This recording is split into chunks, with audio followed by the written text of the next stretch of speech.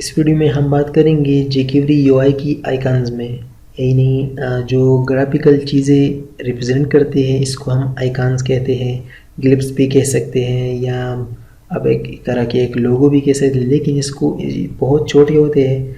अगर आपने देखा हो किसी बटन पर अक्सर मैसेज का निशान होता है या नोटिफिकेशन का निशान होता है, वो सारे कुछ आइकन्स होते हैं।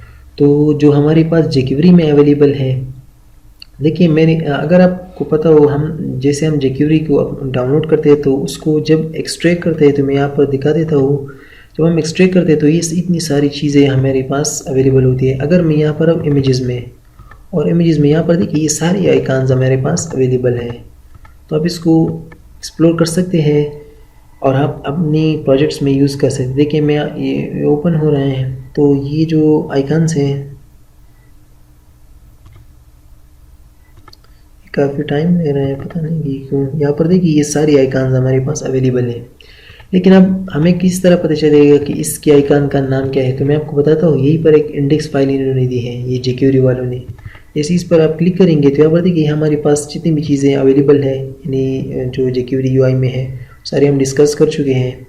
हम आते हैं यहीं पर नीचे, मैं आता हूँ और यहीं पर अगर आप देखिए यहाँ पर लिखे हैं फ्रेमवर्क आइकन्स, तो ये इतनी सारी आइकन्स हमारे पास अवेलेबल है, यहाँ पर आप देखिए।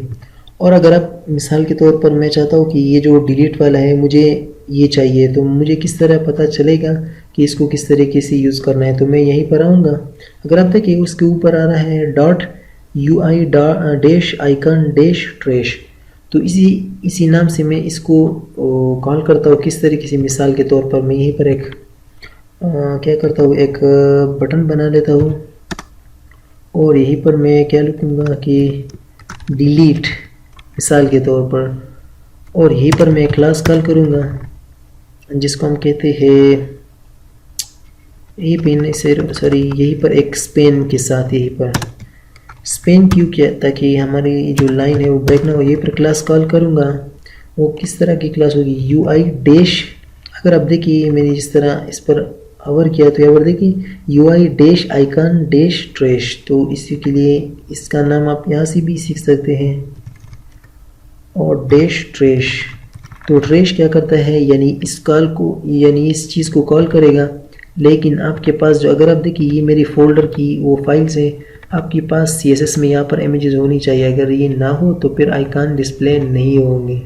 तो मैंने जो हमने एक अकॉर्डियन में भी की थी, तो इसको मैंने यहीं पर डाला था ताकि हमारे आइकन जो है वो अपीयर हो जाए।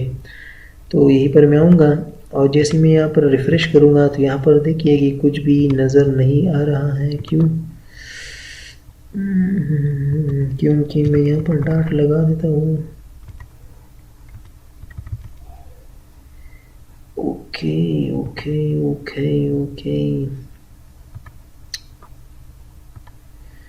यहीं पर अगर आप देखिए मैं इसको राइट क्लिक करके इंस्पेक्ट करता हूँ तो ये पर हमें दिखाएगा कि इन्होंने किस तरह, यहाँ पर देखिए इन्होंने भी AZDZ इस्तेमाल किया। अच्छा, UI आइकन इस तरीके से, तो इसके साथ हम ये भी उसी तरीके से हैं। तो UI डैश आइकन लिखना है, फिर स्पेस और फिर UI आइकन का नाम। तो मैं इसको और रिफ़्रेश करता हूँ तो यहाँ पर देखिए हमारे पास डिलीट का वो आ चुका है। मैं यहाँ से डिलीट हटा देता हूँ ताकि हमारा जो हो सही से नज़र आए, और मैं इसको रिफ़्रेश करूँगा तो यहाँ पर देखिए हमारी जो डिलीट के आइकन है वो बन चुके हैं। मैं इसको थोड़ा सा जूम कर देता हूँ, यहाँ पर देखिए हमारी आइकन बन चुकी है। इस तरीके से और भी आइकन्स हैं।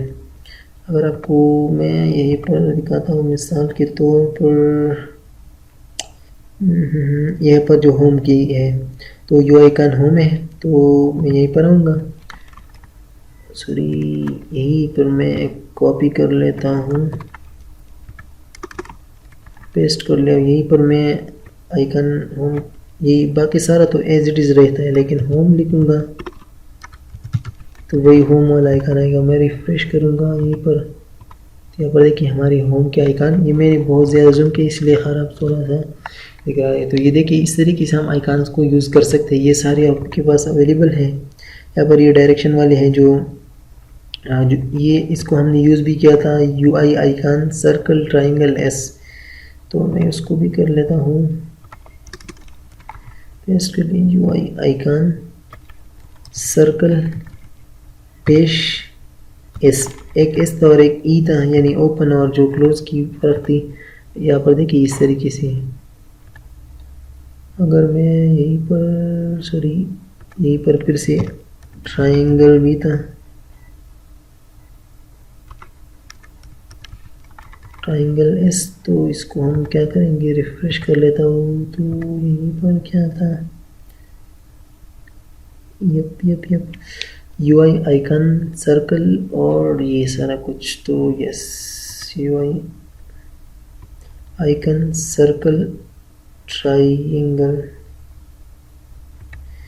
स्पेलिंग गलत है, TRIANGLE है, और रिफ्रेश करते हो तो यहाँ पर देखिए हमारी आइकन बन चुकी है।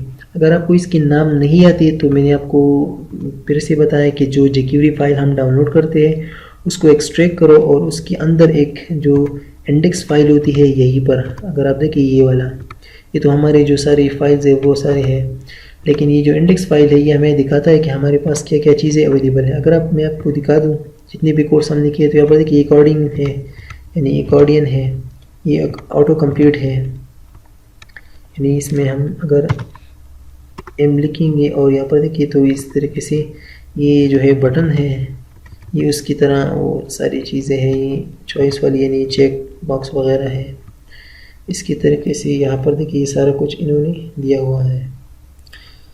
तो आप इस तरीके से आइकन्स को एक्सप्लोर कर सकते हैं। बस यही आपने क्लास में जो सॉरी स्पेन में देना है, और स्पेन में क्या देना है कि UI आइकन फिर स्पेस और फिर U आइकन, और जो भी देना है वही, यानी जिस चीज़ की भी आइकन देना है उसका नाम देना है।